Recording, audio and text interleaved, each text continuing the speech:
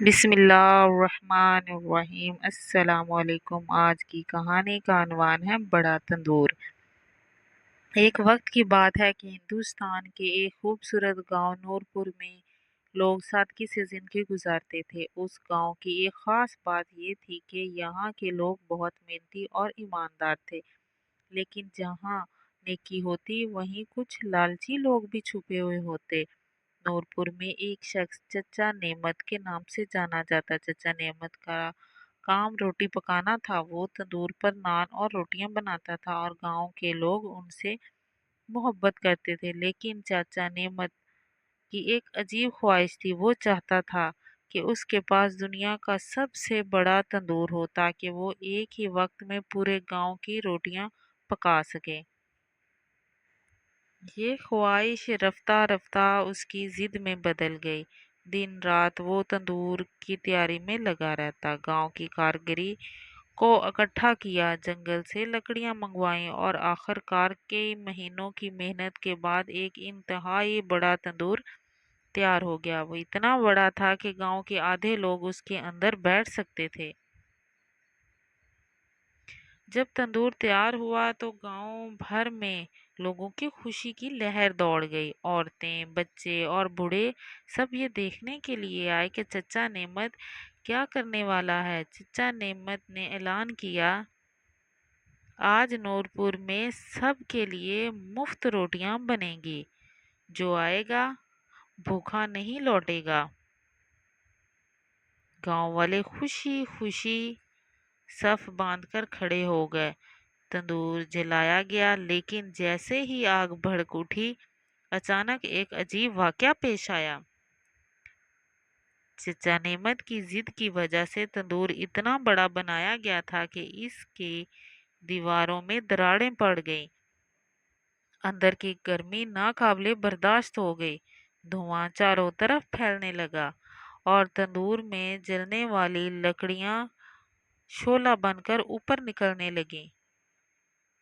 چچا نعمت خود تندور کے اندر کھانے پکانے میں مصروف تھا کہ اچانک دھویں اس کی سانسیں روکنے لگی۔ عورتیں چیخنے لگیں، بچے رونے لگے۔ تبھی گاؤں کا ایک عقل مند نوجوان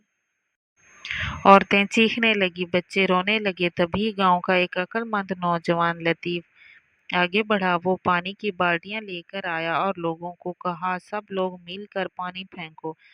ایک تندور کی ضد کی وجہ سے پورا گاؤں جل سکتا تھا۔ کئی گھنٹے کی محنت کے بعد آگ پر قابو پا لیا گیا، لیکن تب تک تندور ٹوٹ چکا تھا۔ گاؤں والے ناراض تھے اور چچا نعمت شرمندہ۔ اس واقعے کے بعد گاؤں کے بزرگوں نے چچا نعمت کو بلایا اور کہا، نعمت، خواہشیں اچھی بات ہیں، لیکن ضد خطرناک ہوتی ہے۔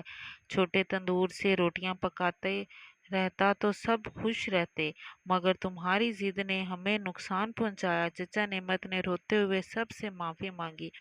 اس نے وعدہ کیا کہ آئندہ کبھی اپنی انا یا ضد کی بنیاد پر ایسا قدم نہیں اٹھائے گا۔ گاؤں والے نرم دل تھے، انہوں نے اسے معاف کر دیا۔ اس واقعے کے بعد چچا نعمت نے ایک نئی راہ اپنائی۔ اب وہ بچوں کو کہانیاں سناتا اور انہیں سکھاتا، بیٹا ہمیشہ عقل سے کام لینا، بڑی چیزیں ہمیشہ اچھی نہیں ہوتی۔ اصل طاقت نیت میں ہوتی ہے، نہ کہ ظاہری شان و شوکت میں۔ نورپور کے لوگ اس دن کے بعد یہ سبق کبھی نہیں بھولے۔ ضد سے صرف نقصان ہوتا ہے، مگر احتیاط اور عقل سے برکت ہوتی ہے۔ اس کہانی سے ہمیں جو سبق ملتا ہے وہ یہ ہے کہ ضد اور غرور کبھی بھی فائدہ نہیں دیتے۔ زندگی میں ہمیشہ عقل، تدبیر اور مشورہ لے کر کام کرنا چاہیے تاکہ اپنی ذات کے ساتھ دوسروں کو بھی فائدہ پہنچائے۔ اگر آپ کو میری یہ کہانی پسند آئی ہے تو میرے چینل کو سبسکرائب اور اس کہانی کو لائک اور شیئر ضرور کیجیے گا۔ اللہ حافظ۔